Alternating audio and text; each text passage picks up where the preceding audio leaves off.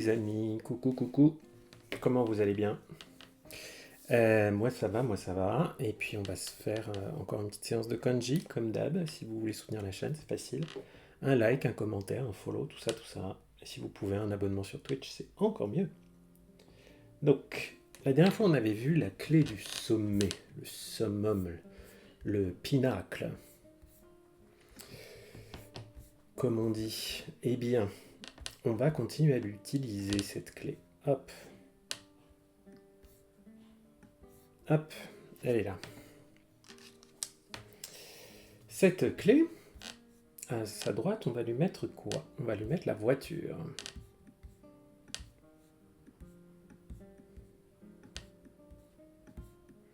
Le sommet, la voiture. Kuruma. Kuruma. Le sommet et la voiture. Que veut dire ce truc, hein? Ce kanji, son sens, c'est un camp, un campement. Excusez-moi.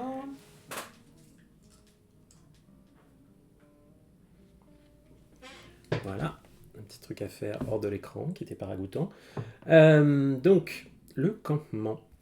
Jin. Donc ça, c'est du N1, c'est du assez élaboré.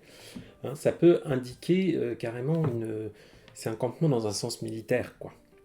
Hein. Ça peut indiquer votre squadron, votre corps d'armée, voilà. Hein. Jinhei, ça veut dire comment dire en anglais, les supporters, les soutiens de, hein, les soutiens de quelqu'un, le camp de quelqu'un, quelqu'un qui est dans le camp d'un autre. Fujin aussi. Shitsujin. Voilà. On a quoi? On a aussi Jinletsu, si je dis pas.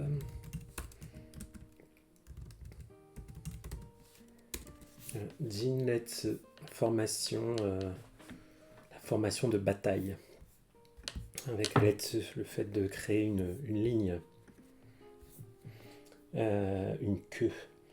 Voilà donc pour notre petit campement. Comment j'avais mis une idée de campement avec ce kanji pour essayer de le retenir? Je m'étais dit qu'au fameux sommet, là, le sommet qu'on a ici, petite goutte de café, à notre sommet, il y avait tellement de monde qui était venu au sommet que les gens avaient dû carrément camper dans leur voiture. Hein, parce qu'il n'y avait plus de place pour être hébergé, que c'était pire que devenir un énorme événement. Vous pouvez penser à ce que vous voulez, aux Jeux Olympiques, au Hellfest, j'en sais rien. Ce qui vous parle comme sommet, comme grand événement. Voilà. Donc moi j'imaginais que les gens qui venaient au sommet puis qui ne pouvaient pas se loger campaient dans leur voiture. Le suivant, toujours le sommet. Et avec notre sommet, cette fois-ci, on a deux petites cornes et en dessous, une truie. Et oui, la truie à cornes. On peut imaginer que c'est la femelle du sanglier. On appelle ça une laie, si je dis pas de bêtises. Le voici. Oui. Ce kanji-là, on est encore dans le militaire. Hein. Sa prononciation, ça va être Tai. Mais d'ailleurs, on dit Jintai, non, si je dis pas de bêtises. Non, j'ai rêvé. Donc, ce Tai, ça veut dire un régiment. Un régiment de soldats. Voilà. Un petit régiment de soldats. Que vous dire de plus sur ce régiment de soldats? Un tai-in, avec le kanji in qui veut dire un membre d'un groupe, un membre d'une troupe, une personne qui a des responsabilités au sein d'un groupe, un employé par exemple. Un tie-in, c'est les troupes, hein, les petites troupes. Donc tout ça, c'est du militaire. Hein, c'est du militaire. Donc vous savez que dans les histoires précédentes, j'avais imaginé que je m'étais fait des petits délires sur le fait que le sommet s'était très mal passé parce qu'il y avait une espèce d'armée oui, de followers d'une secte étrange qui était venue perturber le sommet. Et donc là, pour que l'année suivante ça se passe bien, on avait mis comme garde du sommet un régiment de truies à cornes. Hein, imaginez des soldats qui ressemblent à des gros sangliers armés jusqu'aux dents.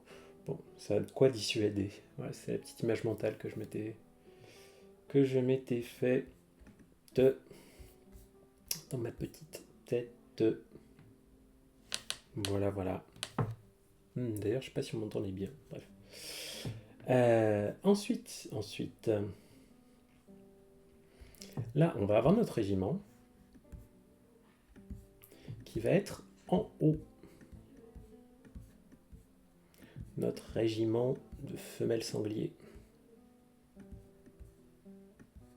On le met en haut et en dessous, on va avoir le sol, la terre.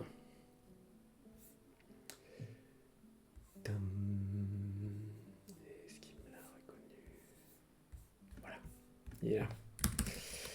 Et le sens de ce kanji, c'est un... vous voyez, il y a le mot anglais to crash, hein, c'est le fait de chuter violemment, une chute violente. Coucou abeille, merci d'être là pour cette semaine intensive en kanji. Donc vous voyez que ça peut être le verbe ochiru. Bon, ochiru a un autre kanji beaucoup plus courant, mais c'est la même idée, hein, c'est l'idée d'une chute brutale avec potentiellement à la fin un atterrissage un petit peu violent. Et sa prononciation on, ça va être tsui, et on le trouve justement dans le mot tsuiraku, hein, qui est composé de ce kanji qu'on est en train de voir et du kanji du verbe ochiru qui veut dire tomber, chuter. Tsuiraku. Voilà, voilà. Qu'est-ce qu'il y a d'autre?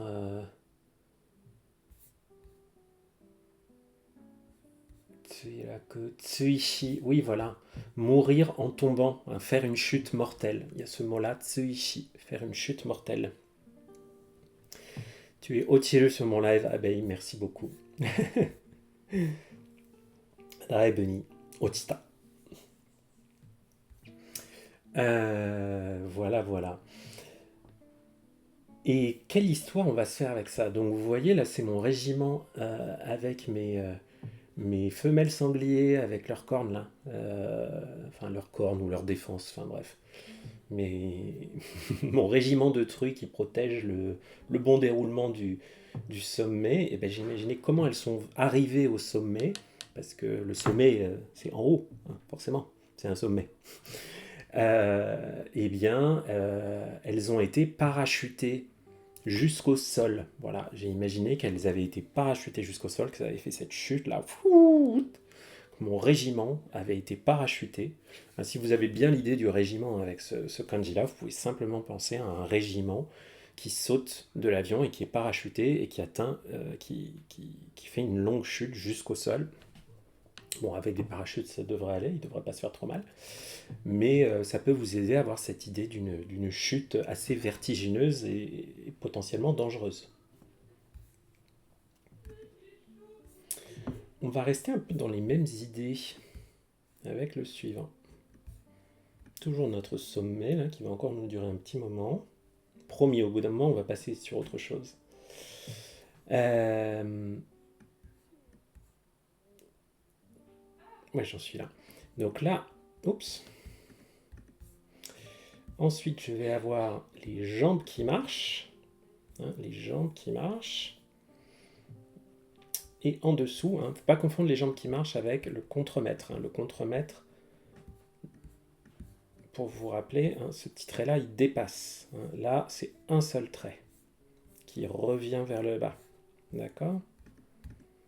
Tchoc. Donc j'ai mes jambes qui marchent. Et en dessous, j'ai quelque chose qu'on a vu dans le composant des lunettes de soleil. Et ce kanji, c'est le kanji du verbe oriru est du verbe furu qui veut dire descendre ou tomber. Hein, furu, c'est tomber. Yuki wa furu, la neige tombe. Yuki ga furu, anata wa konai.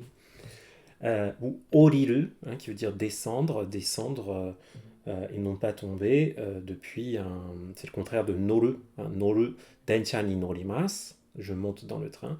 Densha kara orimasu, hein, je descends du train. Et on a des lectures ko et go en lecture on, qu'on va trouver dans quoi? Joko, ouais, toko, la capitulation. Je me jette, je me lance, et ensuite je m'incline, je descends. Toko. Ko-u avec un ame, hein, vous voyez.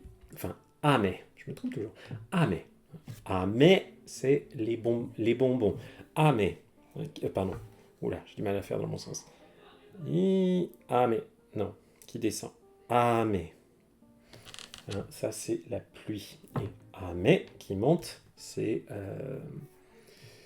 le bonbon. Donc, ko-e, les précipitations. La chute de pluie.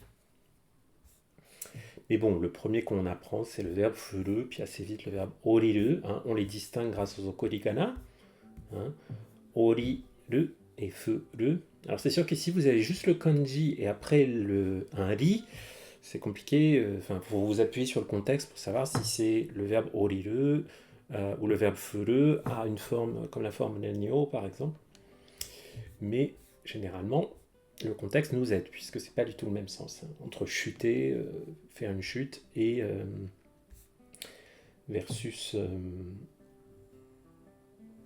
juste descendre. Hein. Descendre d'un train.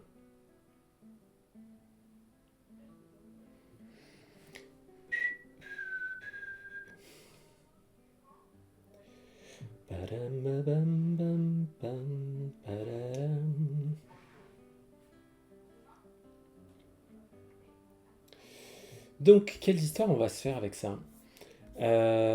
Moi, j'avais imaginé une vedette, une star, qui arrivait au fameux sommet, là, et qui allait descendre de son avion, par exemple, puisqu'elle arrivait au sommet en avion privé, puisqu'elle en a les moyens, et qui marche avec ses jambes qui marchent pour descendre de son avion, et qui enlève ses lunettes de soleil, ou qui porte ses lunettes de soleil, comme vous voulez.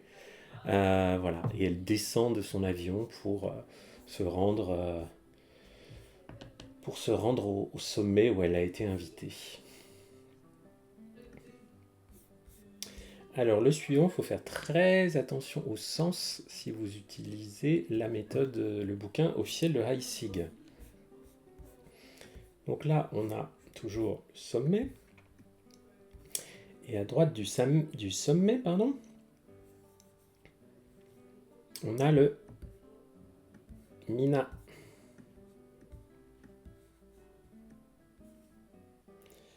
Mina de minasan, minasama, tout le monde, tout. Est-ce que je fais le bon nombre de traits? Voilà, il est là. Ce kanji-là, donc le mot-clé qui a été mis par Heissig dans son bouquin, c'est story, mais c'est pas une histoire. Vous voyez, c'est le story avec un E en anglais british, qui veut dire un étage dans un bâtiment. Ça, c'est le kanji de l'étage. Je vais vous compter les étages. Hein. Ikai, nikai, sankai, onkai, gokai, rokai.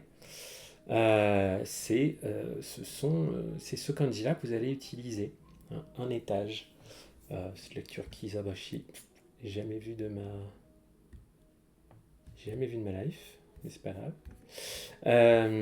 Donc c'est vraiment kai. Hein, ikai, nikai.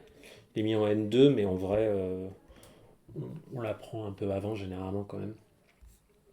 Parce que dès qu'on va au Japon, on le voit un peu partout. Hein. Et c'est d'ailleurs ce kai, c'est la même prononciation que la lecture on de ce kanji, hein, mina, Voilà, voilà. Donc, euh, on a aussi le mot kaidan, hein, les escaliers, kaidan, les marches qui vous permettent d'aller aux étages. Et faites attention à ne pas faire de contresens. Hein, en japonais, ikai, le premier étage, en fait, c'est le rez-de-chaussée, hein, comme aux États-Unis. Hein, ikai.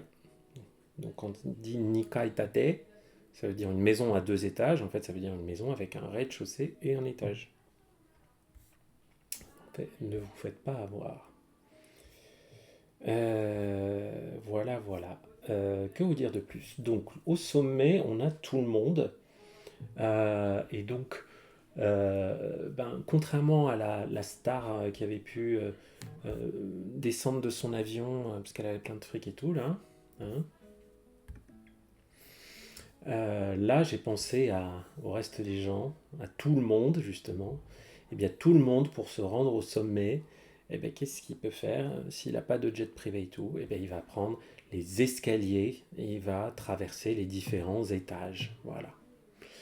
Donc je m'étais fait une petite histoire comme ça, hein. Si vont, voilà, sinon vous pouvez penser que tous les touristes qui vont voir la Tour Eiffel prennent les escaliers pour traverser les étages et voilà quoi.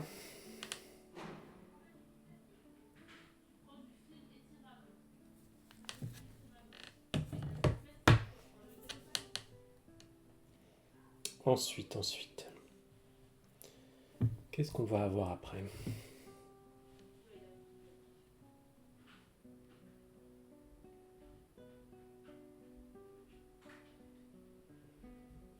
Ah, le suivant il ressemble, mais on le voit vraiment pas très souvent. On le voit dans un contexte très particulier. Hop. Donc j'ai mon sommet. Ensuite, j'ai mes deux petits enfants, mes deux petites cuillères là.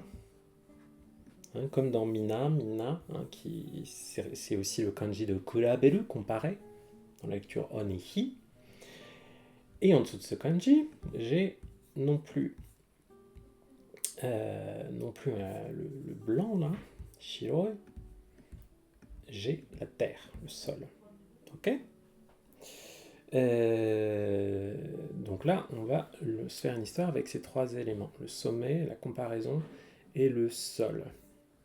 Si j'arrive à m'en sortir, parce que je vous avoue que celui-là, ça fait un moment que je ne l'ai pas vu.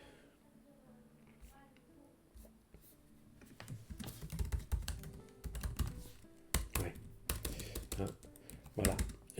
Vous avez vu que j'ai tapé un mot assez long pour le retrouver. Sa prononciation c'est Hei, et ça veut dire son Altesse. Le mot que j'ai utilisé pour le retrouver c'était Tenno Heika, qui est le seul usage qui me soit vraiment familier de ce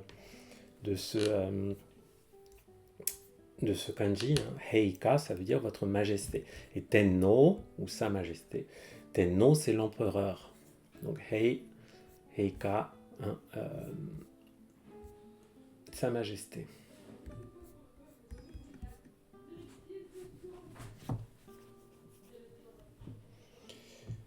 Voilà, voilà. Et alors, sa majesté.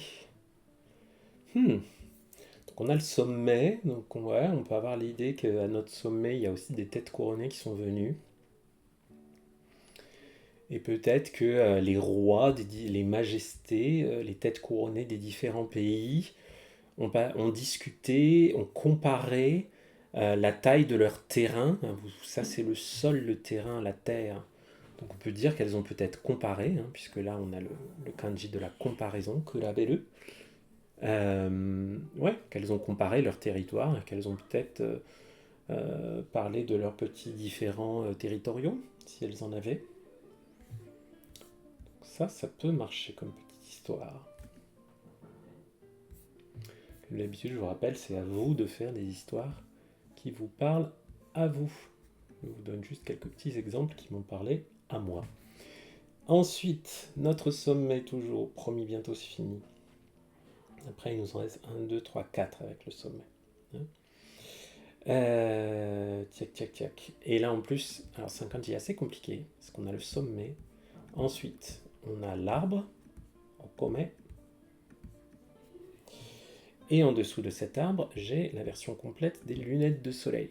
C'est-à-dire avec le soir, et ensuite la partie droite qu'on avait vue dans le kanji un peu avant, qui voulait dire descendre ou chuter. Donc vous voyez, ce kanji-là, il a 1, 2, 3, 4 éléments différents. Il est assez complexe visuellement, mais c'est pour un mot que vous connaissez probablement, qui se prononce tonari. Tonari, qui veut dire le voisinage. Le voisinage, mon voisin. Tonari no hito, mon voisin, la personne qui habite à côté. La personne qui est à côté. Tonari no Totoro, le fameux, ça veut donc effectivement dire mon voisin Totoro. Cette lecture on, rin, on la retrouve assez souvent. D'ailleurs, on a rinjin, qui est un mot qui veut dire un voisin aussi, personne à proximité, les voisins. Ringoku, le pays voisin. Voilà, voilà.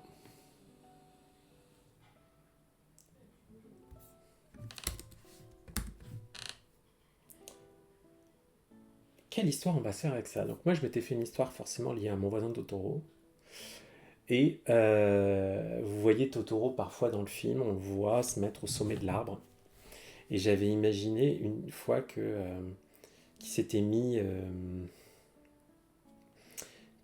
tout en haut de l'arbre pour avoir une belle vue sur les sur les rizières, hein, sur les endroits où on cultive le riz, et qui regardait le paysage comme ça, et que pour se protéger les yeux du soleil, s'était mis des lunettes de soleil. Voilà. Donc j'ai pensé à Totoro avec des lunettes de soleil en haut de son arbre, en train de regarder toutes les rizières, peut-être avec Mei et Satsuki proches de lui. Mais en tout cas, c'est comme ça que je m'étais fait cette petite histoire. Et si vous n'avez pas vu Mon voisin Totoro, je vous le recommande. Ça dure à peine plus d'une heure. Et c'est quand même assez chouette. Ça met un peu de douceur dans ce monde, ma foi, si brutal. Ok, le sommet. Ensuite, et à droite du sommet, on va avoir un élément, alors je ne sais pas si on l'avait déjà vu, mais qui me fait penser, on l'avait peut-être déjà vu avec un autre kanji, je revérifierai après, où on a un trait, là comme ça, puis en dessous une tête, ou une bouche si vous voulez, la bouche. En dessous j'ai une sorte de petit capuchon, mais qui moi me fait penser à une espèce de grande cape. Deux petites jambes là, et en dessous, comme la lettre T, hein, une sorte de clou. Toute cette partie à droite me fait penser au professeur Rogue ou Snape en VO dans Harry Potter. Pourquoi? Je ne sais pas. Mais j'ai l'impression de le voir lui, là, avec sa tête, sa cape, en train de trifouiller avec ses deux petites mains dans une marmite et de préparer une potion. Voilà, je me suis fait une espèce de pictogramme de ce personnage-là, avec le sommet. Donc forcément, c'est assez particulier comme truc. Et l'autre kanji qui lui ressemble, c'était quoi déjà? Je crois que c'était avec la clé du Mushi.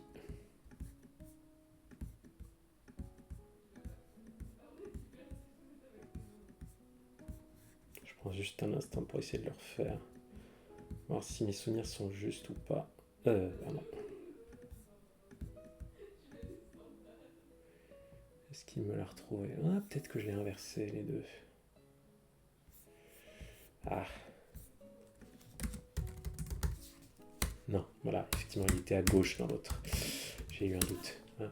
C'était le Yu de Yuzu. C'est quoi son petit numéro à lui? Ouais, on l'avait vu. Hein. Numéro 1123. Vous voyez Bref. Donc voilà, on retrouve ce composant-là. Je crois pas qu'on le voit dans d'autres kanji. En tout cas, pas dans d'autres Joyo kanji. C'est le verbe hedateru, qui veut donc dire séparer, ou isoler. Hein, son sens, c'est voilà, l'isolement, la séparation, quelque chose soit mis à part. C'est la lecture on, c'est kaku. Voilà, voilà. Hein, mais ce verbe hedateru, on le trouve. Hein. On le trouvait notamment beaucoup à l'époque de la pandémie de coronavirus, pour le fait de créer des intervalles, des distances, de séparer les choses. Euh, Qu'est-ce qu'on avait comme terme pour ça déjà?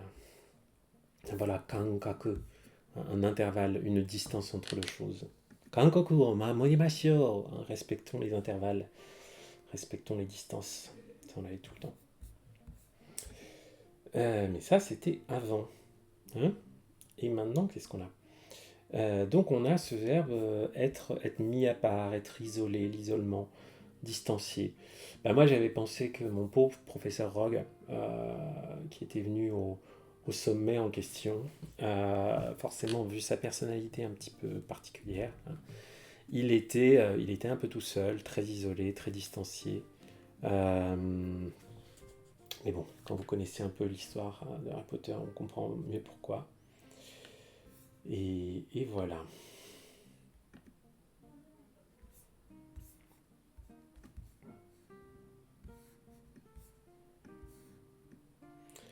Le sommet, encore et toujours. Allez, plus que deux avec le sommet. À droite de ce sommet, je vais avoir un vautour. Ces quatre traits là, c'est le vautour. En dessous, un balai. Et en dessous, le cœur, l'état d'esprit. Kokoro. Alors, lui, je pense qu'il va quand même le reconnaître quelque part. Ben oui, il est là. Voilà. Je pense qu'on en avait déjà vu un avec cette combinaison. On avait vu Odayaka. Ce kanji-là signifie cacher, masquer quelque chose. C'est le verbe kakureru, se cacher, ou kakusu, cacher quelque chose. Kakusu, verbe transitif avec un objet, et kakureru, verbe intransitif. La lecture on, ça va être in ou on, et souvent in, comme dans inbo, voilà, inbo, hein, un complot. Tain, prendre sa retraite, tain, c'est le. Voilà, mais sinon c'est. Il y a le. Ah bah, ça, on le trouve dans le titre du film Le voyage de Chihiro, hein, Sento Chihiro no Kamikakushi. Hein, Kamikakushi, c'est ce verbe kakusu qui veut dire masquer, cacher quelque chose. Et Kamikakushi, c'est, vous voyez, Being Spirited Away, c'est le titre en anglais euh, du voyage de Chihiro. Et donc ça désigne une disparition étrange et inexpliquée. Quelqu'un qui disparaît dans la nature, qui s'évapore dans l'air.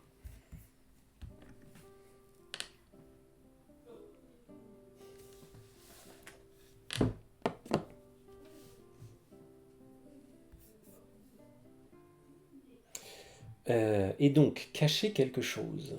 Cacher quelque chose. Moi, en fait, comme toute cette partie droite, je l'avais bien retenue du composant du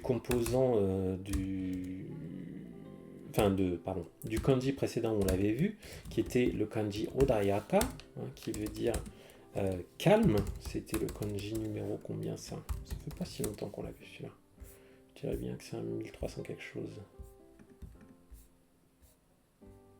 Voilà, 1230. Odayaka, hein, qui veut dire quelque chose de calme, de très paisible, tout ça. Donc j'avais pensé à cette idée de paisible, pour garder un sommet paisible, pour que le sommet soit paisible, parfois il faut cacher un petit peu, il faut prendre sur soi, il faut cacher un petit peu ce qu'on pense vraiment. Faut pas, voilà, faut rester diplomate lors d'un sommet. Hein. Ah, la différence par rapport à oh, Euh, Oh oui, pour moi, il y a plus cette idée de déguisement. Alors que kakusu, kakureru, c'est vraiment caché qu'on ne voit plus du tout. Alors que ou, c'est vraiment recouvrir de quelque chose. Mais tu vois encore quelque chose avec ou. Hein. Tu masques plus que tu ne caches. Mais les concepts voilà, peuvent se répondre en fonction. Tu peux avoir des situations où tu peux utiliser l'un ou l'autre. Mais ou a plus cette notion de dissimuler, là où kakusu, c'est plus vraiment cacher quelque chose. Quoi.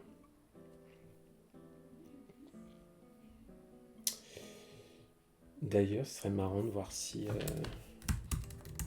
est-ce qu'il y aurait un mot avec la combinaison des deux, ce serait bien. Non, bon, c'est pas grave. On a essayé. Voilà, voilà. Ensuite, alors bah oui, et ça va être le dernier de notre série avec le sommet. Donc longue série avec le sommet, enfin on retrouvera le sommet plus tard, mais parmi d'autres, plus d'un coup comme ça, 25 kanji qui utilisent le sommet, c'est quand même un peu fatigant tout ça. Mais bon, c'est comme ça que la méthode marche, pour nous faire rentrer aussi dans le crâne le sens des composants. Donc là, on va retrouver les possédés, hein, la possession, posséder quelque chose. Et en dessous, mes proportions sont assez mauvaises. Faire mieux que ça. Désolé, je ne parviens pas à me connecter à Internet. Le routeur semble être à l'origine. Tiens, j'ai mon Alexa qui a des problèmes de connexion Internet.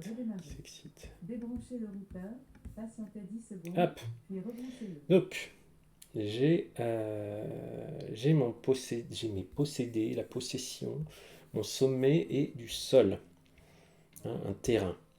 Eh bien, c'est là que j'ai fait revenir dans mon histoire ma terrible secte, là, ceux qui avaient déjà mis le bazar dans mon sommet, qui se déroulait pas trop mal jusqu'à présent. Puisque c'est un sens c'est négatif. Ce kanji, c'est le fait de dégénérer, hein, de partir un peu en sucette. Hein.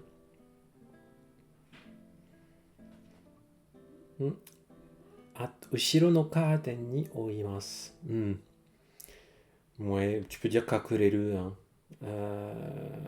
Parce que tu vois, tu te recouvres. Ouais. Pas facile hein, de savoir abeille lequel je l'utilise dans quel cas, entre o et kakureru.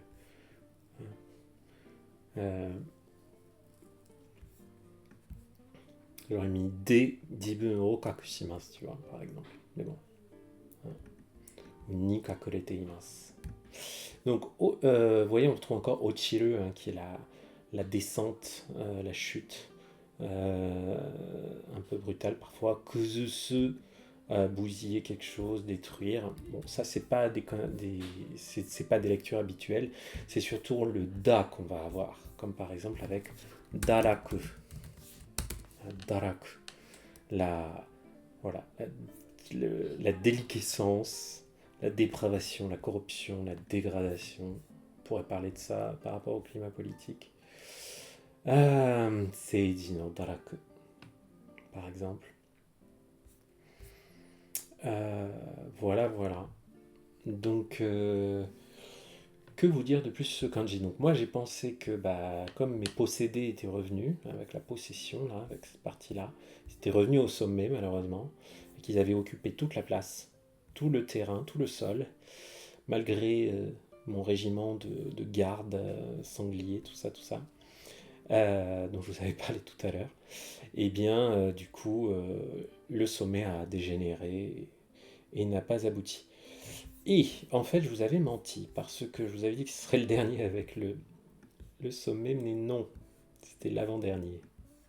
Voilà, le suivant, j'ai encore mon sommet. Ensuite, j'ai ligoté ma petite serpette là. Et ensuite, j'ai mes temps anciens, mes anciens jours. Voilà. Est-ce qu'il me l'a reconnu? Oui. Alors ça, c'est un verbe assez compliqué. Otoshi ireru. Vous voyez otoshi reru. Donc vous avez juste les okurigana reru, il faut vous souvenir que ce kanji-là se prononce otoshi et non pas otoshi reru. Otoshi reru. C'est un mot assez élaboré pour dire s'effondrer. On a encore cette idée de chute, d'effondrement. Voilà. On a kan, d'ailleurs on a kanraku, si je dis pas de bêtises, comme mot. Kanraku, l'effondrement de quelque chose. Par exemple, un tunnel qui s'effondre. Et voilà. Ochiiru, qui attention n'est pas la même chose que ochiru. Forcément, je pense qu'ils ont des racines communes. Mais c'est pas exactement pareil. Là, c'est chuter dans un trou, par exemple, tomber dans un précipice, tout ça. C'est assez spécifique. Ça veut aussi dire capituler, oui. Donc, dans les temps anciens, les sommets. C'est vrai que moi, j'ai choisi pour mes histoires, j'ai beaucoup d'histoires liées à un sommet, tel qu'un, c'est une réunion de chefs d'État, par exemple. Mais pour vous, ça peut être ce que vous voulez. Comment j'avais intégré ce ligotage, cette serpette, je ne sais plus trop, je me souviens plus trop. Mais j'avais pensé surtout aux temps anciens. Dans les temps anciens, les sommets se déroulaient beaucoup mieux. Et que maintenant, quand on regarde maintenant, on se dit que ça a complètement dégénéré. Voilà. Vu comment s'est passé le sommet dans mes différentes histoires. Ça y est, on sort du sommet. Ouf. Enfin. Et où est-ce qu'on va? Là, on va avoir le toit d'une maison. Et en dessous, comme 8. Chiffre 8. Le toit d'une maison qui abrite 8 choses, 8 personnes. Peut-être on peut imaginer qu'il abrite 8 animaux. On a passé le sommet, comme tu me dis, Capitaine Cosmos, inhomogène. Super pseudo, toujours. Merci d'être là, merci d'être revenu. Donc, ce kanji-là, c'est celui du trou. Oh, ils nous mettent ça en N1, non. Beaucoup plus simple, on l'apprend avant celui-là. Donc, hana, ne pas confondre avec hana, la fleur, ou hana, le nez, tout ça. Là, c'est hana. Je reprends tout le temps mes élèves sur la prononciation des H aspirées. Là, c'est hana, il n'y a pas de H. C'est pas hana. Hana. Comme... non, pardon. Hana, le nez, ou hana, la fleur. Et là, on peut dire hana no ana. Hana no ana. Voilà, tu m'as dit ana no hana, c'est l'inverse, Captain Cosmos. Hana no ana. Voilà. Mais c'est bien. C'est en faisant des petites erreurs que ça nous marque. Ça nous pique un peu quand on fait des petites conneries parfois. Donc on se dit, ah zut. Bon, du coup, c'est sûr que la prochaine fois, je ne me tromperai pas. Donc c'est très bien. Faites plein de petites erreurs. C'est comme ça que vous allez vous aiguiller. Faut surtout oser faire plein d'erreurs. Autant que vous voulez. Il n'y a pas d'enjeu. On est trop stressé en France et au Japon, n'en parlons pas, mais de ne pas faire d'erreurs. Alors que les erreurs, c'est essentiel dans l'apprentissage. Donc voilà le trou. Donc voilà, on peut imaginer peut-être que le toit sous lequel on trouve 8 marmottes, en fait, c'est leur terrier, donc c'est un trou, quelque chose comme ça. De toute façon, c'est un kanji qu'on va voir beaucoup, ce trou. Voilà. Et on va voir que quand on l'utilise comme composant, la forme change un petit peu. C'est-à-dire que la partie droite, là, va remonter et faire une petite pointe, mais on reconnaît quand même bien la forme du trou. Donc là, je vais le mettre en haut, mon trou. Voilà. Vous voyez, avec cette petite pointe qui remonte. Et en dessous, je vais avoir mon artisan, mon artisanat. Ce kanji-là, c'est un kanji super courant. Comment ça, il ne l'a pas reconnu? I am shocked. Pourtant, c'est un kanji vraiment tout bête. Bref. Alors, c'est un kanji qui a deux sens à connaître. D'abord, le sens de vide. Mais fais-en plein des erreurs en japonais, abeille, c'est encore mieux. Hein. Tu t'en feras plein, puis après t'en feras beaucoup, puis après t'en feras pas mal, puis après t'en feras régulièrement, puis après t'en feras assez souvent, puis après t'en feras de temps en temps. Hein. Et généralement on continue toujours à en faire de temps en temps, et c'est pas grave. Hein. Faites-en plein, des erreurs. C'est comme Ariel, la lessive Ariel qui disait les tâches apprennent la vie. Hein. Bah, les erreurs apprennent beaucoup de choses.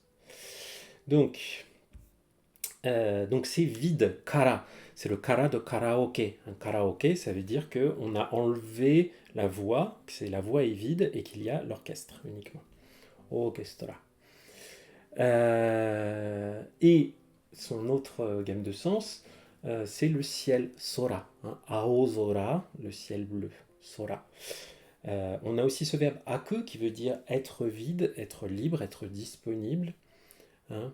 Souvent dans Terrace House, ils se demandent quand ils essaient de se caler des rendez-vous, Itsu aiteiru, hein, quand est-ce que tu es libre?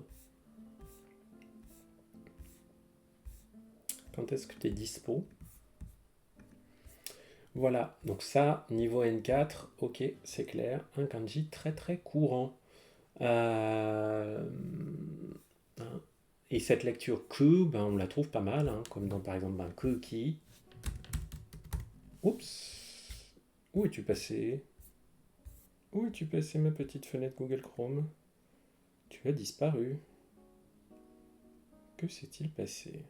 Reviens, reviens, reviens. Bon, ça nous fait une petite pause, mais je ne sais pas pourquoi. Bah oui, tu vas me restaurer les pages, merci Chrome. Hein? Ah non, c'est pas celle-là que je voulais que tu me restaures. Ah, voilà. C'est pas ma base de données de kanji, c'est pas grave. Hops. Donc, sur quoi j'étais? Oui. Que, qui, hein, que qui, l'air, l'atmosphère. Hein, que qui yomi. Hein, littéralement, lire l'air, ça veut dire comprendre les choses non dites. Hein. To read the room. Kuki. Hein. Kuko, c'est un aéroport. Hein. C'est le port pour le ciel. Hein, ça c'est Minato, le port. Et à gauche c'est le ciel. Le ciel vide. Voilà. Donc un kanji super important, super fréquent. Et comme histoire mnémotechnique, est-ce qu'on va pouvoir se mettre là-dessus? J'ai un trou. J'ai l'artisanat. Hein.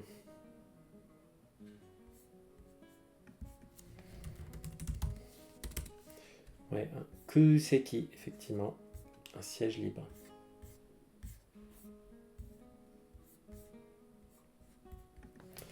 Donc, on a notre artisanat, on a notre artisan qui fait des trous, pour laisser du vide dans quoi? Sur quoi il travaille notre artisan? Qu'est-ce qu'on va lui imaginer? Il fait quoi? Il fait un meuble? Il fait qu'est-ce qui a besoin d'avoir des trous comme ça pour qu'on laisse du vide dedans? Ah, je sais. Moi, je vais penser à un luthier parce que j'ai un luthier qui habite tout près de chez moi. Un luthier, c'est quelqu'un qui fait des instruments à cordes. C'est même des luthières. Ce sont des dames très, très sympathiques, plutôt très douées, très talentueuses dans leur domaine. Leur artisan, une grande qualité pour un luthier, c'est de savoir laisser dans son artisanat, dans son travail, un trou, un espace vide suffisamment important pour que le son puisse bien résonner dans le violon, dans la contrebasse, tout ça.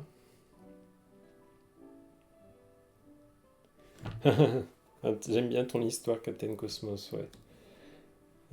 Là, dans la voûte céleste, il y avait un plafond, c'était un plafond percé de trous. Il fallait un artisan pour percer les trous dans cette voûte céleste. Ouais, ça marche si la voûte céleste, c'est beau. J'aime bien. Voilà, voilà. Alors, on va voir un kanji qui utilise ce vide, ce ciel. Donc j'ai la clé des doigts. Et à gauche,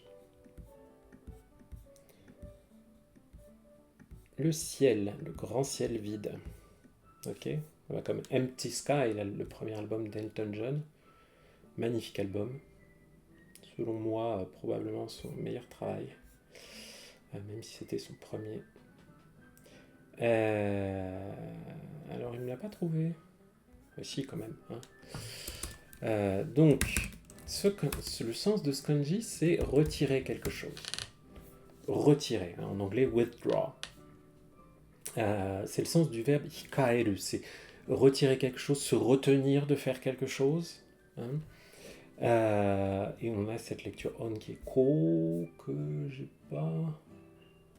Ah oui, ko-so, hein, faire un recours en appel, bon, c'est un peu compliqué. Ah oui, ko-jo, une soustraction, effectivement, vous retirez ce qu'il y a en trop. Donc ça marche bien, c'est quand il a ko-jo, effectivement, il faudrait que je le retienne. Ouais, je suis censé le connaître. Voilà, hein. Hikaeru, se modérer, se retenir de faire quelque chose, s'empêcher de faire quelque chose, se retirer. Voilà. C'est un verbe très, très humble, très, très poli. Enfin, voilà, j'aime bien. Je vois beaucoup d'esprit japonais dans ce verbe hikaeru, se retenir de faire quelque chose. Donc, hikaeru. Bah, moi j'ai pensé que donc j'avais mes doigts et quelque chose de vide. Bon, si on retire, qu'est-ce qu'on va retirer avec les doigts et que ça va laisser quelque chose de vide? Pas les crottes de nez quand même, c'est pas terrible comme histoire. On va retirer quoi? J'aimerais bien un truc visuel là. Parce que c'est un peu générique là. Je retire quelque chose. Si je retire quelque chose avec mes doigts, bah, ça laisse un vide quoi. Oh, un pickpocket. Ouais, pas mal avec ses petits doigts. Hein, il va piquer dans les poches et ça laisse une poche vide. Pourquoi pas? Hein. Et le retirer. Le suivant. Donc on a encore notre trou là-haut. Et en dessous du trou, on va avoir grand. Dai. Ok. Oh. Pourquoi il aime pas la façon dont je désigne mon trou? Je pense qu'il aime pas la façon dont je remonte là. C'est pas grave, c'est pas grave. Bon. Alors. Hop. Kanji là signifie frapper. Frapper à l'arme blanche. Ah, tu retires une tuile de Mahjong, Captain Cosmos, j'aime bien, ouais. Ça marche aussi, ouais. T'enlèves la tuile, ça laisse un vide. Ah, ou tu pourrais penser au Jenga. Vous savez, ce jeu où on retire où on retire des morceaux de bois, ça laisse un vide et il faut pas que la tour tombe. Ça peut être sympa, ça. Ouais. Donc, là, tsuku, hein, c'est plutôt donner un coup de couteau ou donner un coup avec un objet qui pique, quoi, qui est pointu. Donc il est un peu violent celui-là, ce kanji. Hein. Et sa lecture on, c'est souvent totsu. Lecture ka, je vous avoue, je connais pas trop. Notamment dans l'adverbe totsu zen, hein, qui veut dire soudain, tout à coup. Hein, tout à coup. Comme s'il y avait un coup qui avait été porté. Totsu. On a quoi? On a shōtotsu aussi.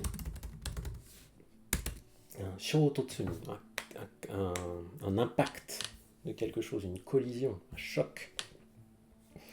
Donc il est fort ce kanji.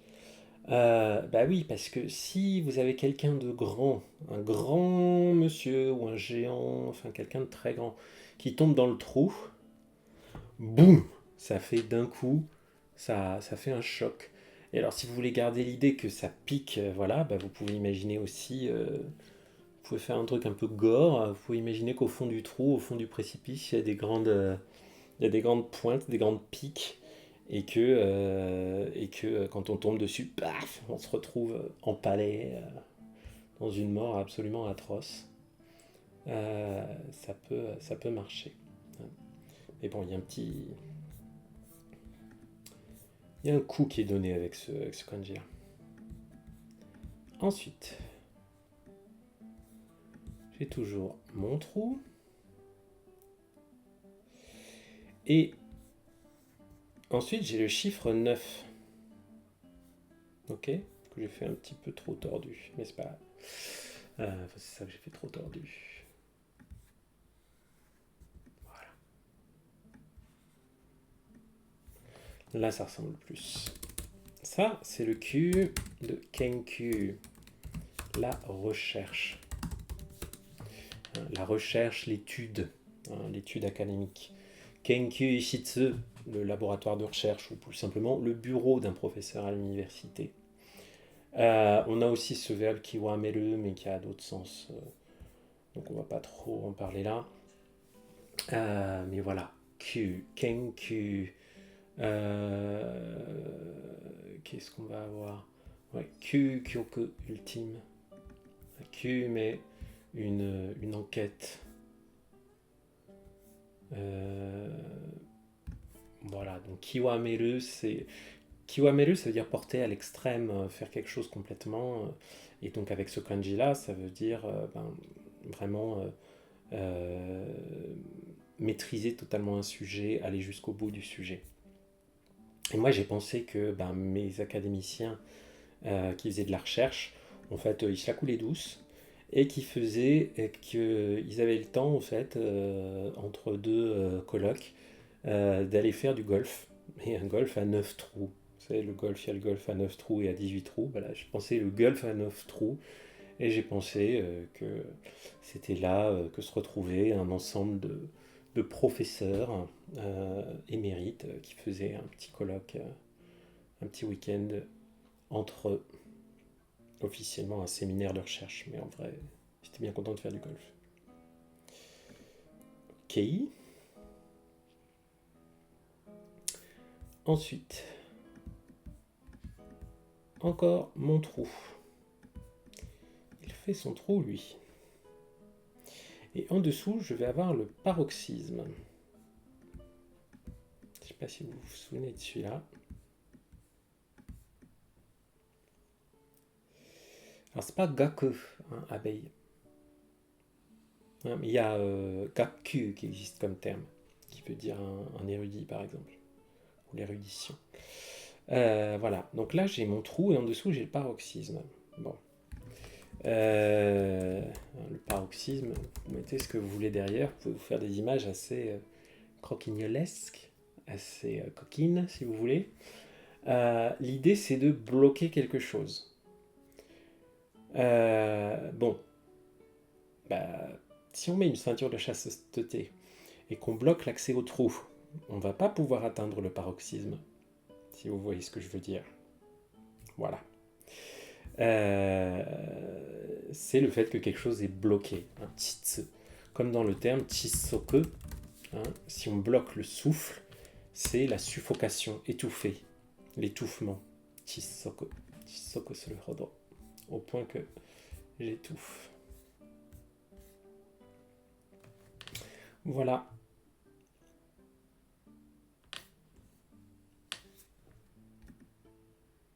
Ensuite, toujours notre trou.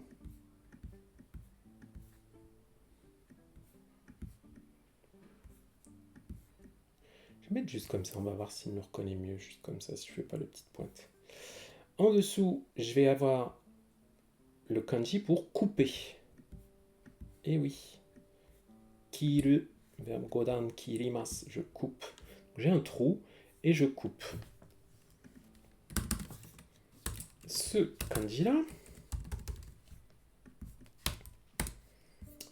le mot anglais associé, c'est stealth. Alors, je sais même pas si ça veut dire exactement en français stealth, mais c'est le fait moi, j'ai toujours associé au fait que ce soit qu'on fasse quelque chose avec en faisant peu de bruit. Je pense à un voleur là qui avance à pas de loup, voilà, ou à Solid Snake dans la série Metal Gear Solid. voilà, qui avance à pas de loup pour pas se faire détecter, qui est furtif. Voilà, c'est la discrétion, le fait d'être furtif, tu vois, tu te fais pas entendre, tu es comme un avion silencieux ou un, je sais pas si ça existe d'ailleurs des avions silencieux, mais je vais arriver, un sous-marin, hein, voilà, quelque chose, une mission furtive, un ninja surtout. Hein. Ben, on peut se faire une histoire avec un ninja. Il y a aussi l'idée de voler quelque chose, donc c'est aussi pour ça que je pense à un cambrioleur, à un criminel avec ce kanji, parce qu'il peut se lire nusumu, même si on a plutôt un autre kanji pour le verbe nusumu, qui veut dire voler quelque chose. Donc moi j'ai pensé à un ninja euh, qui restait caché dans un trou, qui au dernier moment sortait du trou, bondissait et quick, allez, couper la gorge, en toute furtivité, sans faire un seul bruit, euh, comme, comme l'assassin doué qu'il est. Euh,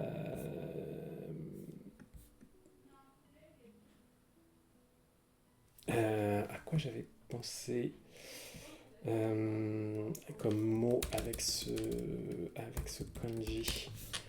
Euh, voilà, setto, avec l'autre kanji qui se prononce noseme, qui est le vol, donc c'est le vol, le larcin. Euh, ouais, il y en a. Hyosetsu, le plagiat, je ne connaissais pas. Sasha. Voilà, donc furtif, nin comme notre ninja, qui reste cassé dans son trou, et au dernier moment, quick, il vous coupe la chic. Ou la gorge, hélas. Ensuite, notre trou, toujours et encore. Et à l'intérieur de ce trou, je vais trouver le kanji pour céder, dans lequel j'avais un drapeau et le kanji de deru, sortir. Et cet ensemble-là, ça voulait dire céder. J'avais déjà imaginé que, quand on l'avait vu précédemment, celui qui sortait, qui cédait, pardon, il sortait le drapeau blanc. Il sortait le drapeau blanc. Hein, pour indiquer que oui, il cédait, qu'il abandonnait. Tac, tac, tac. Est-ce qu'il me l'a reconnu? Non, c'est pas grave. On va le retrouver comme ça. Ce kanji se prononce kutsu. Kutsu en prononciation on, et je l'ai retrouvé grâce au mot do-kutsu qui veut dire une grotte, une caverne. Son sens, c'est la caverne. On peut imaginer que les perdants de la bataille, hein, qui ont cédé en sortant leur drapeau blanc, sont dans leur caverne, là, se sont planqués dans une caverne et ont juste sorti le drapeau blanc pour dire ne venez pas nous tuer, on laisse tomber, on se rend, voilà. Et ensuite ils sortent de leur caverne, ou alors peut-être qu'ils sortent de leur caverne avec leur drapeau blanc pour céder, parce que ils sont un peu acculés et qu'ils n'ont pas envie de se prendre des grenades dans la caverne et de se faire démolir. Voilà, voilà.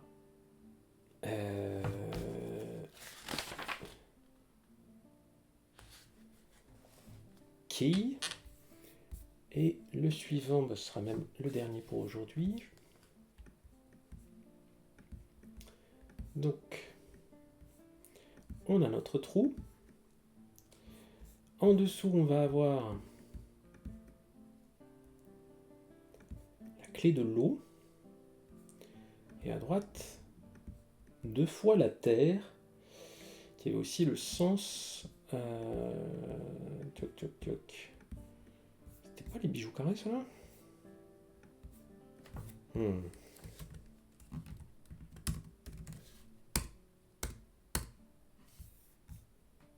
Ouais, c'était les bijoux carrés. Hein. Tout à fait. Donc on a le bijou carré, auquel Reissig a aussi donné le sens du lierre. Bon, j'avais un peu oublié ça. Donc j'ai un trou, j'ai de l'eau et j'ai des bijoux carrés. Ok. Le sens de ce kanji, c'est alors, une dépression, mais pas dans le sens dépression nerveuse ou dépression économique, c'est un petit trou, hein, une aspérité creuse, un creux, quoi. C'est un creux, en fait. Euh, quel, euh, quel sens je lui avais mis, moi, dans mon truc? J'ai mis dépression, mais bon. Donc voilà, un petit creux. Euh, et ben, l'avantage c'est que pour faire ce... Alors c'est le sens de ce mot kubomi que vous voyez, hein, kubomu, c'est le fait de s'affaisser, hein, du coup de devenir un peu comme un creux, quoi, d'aller vers le bas et de créer une sorte de dépression, de trou vers le bas. Hein, kubomi. Ça c'est même pas un Joyo Kanji, donc c'est assez rare, mais on le trouve quand même. Je l'ai vu dans des romans. Euh, Vous voyez d'ailleurs que Kubomi, on peut l'écrire avec ce kanji-là, hein, qui veut dire quelque chose de concave, une concavité, une concavitude, je ne sais pas, c'est quoi la nature là. Une aspérité creuse. Bon, ça c'est beaucoup plus clair avec ce kanji-là, hein, qu'avec celui-ci. Donc ça c'est un kanji qu'on va un petit peu oublier, puis qu'on retrouvera, et puis voilà, qu'on réapprendra, et c'est pas très grave. Il y en a quelques-uns comme ça. Euh, Kubomi, Kubomeuf. Ben, on peut imaginer que le passage de l'eau sur mes bijoux carrés, là, avec l'usure, ça va créer des petits trous, des petites aspérités comme ça. Donc ces petits trous vont créer un peu de relief, un peu de creux dans mes jolis bijoux s'ils tombent dans l'eau, s'ils tombent dans la mer par exemple. Ils vont s'user comme ça. Une petite histoire un peu visuelle qu'on peut essayer de se faire pour essayer de mémoriser ce caractère, voilà, qui sera le dernier de cette petite session.